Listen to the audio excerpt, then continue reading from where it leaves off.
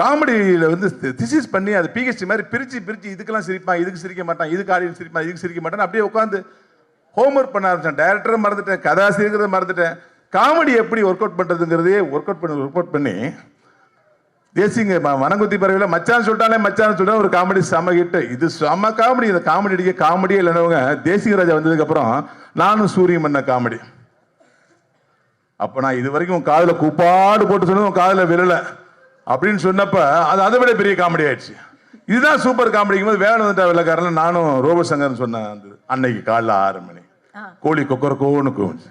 என் பொண்டாட்டி தரனதையா மல்லிகை பேசிட்டு உசுப்புனா மல்லியா கனகாம்பரமா அப்படிங்கும்போது உன் பொட்டாட்டி உன்னை செருப்பா அடிச்ச கதையெல்லாம் கேட்கல. மாமா இன்னும் கூட வச்சிருக்கா சொல்ல எங்க வச்சிருக்க சொல்ல. அந்த காமெடிக்கு அந்த காமெடி வந்து கிட்டத்தட்ட 12 வருஷம் ஆச்சு. இன்ன வரைக்கும் அது வந்து மீம்ஸ் ஆகும், டெம்ப்ளேட் ஆகும்.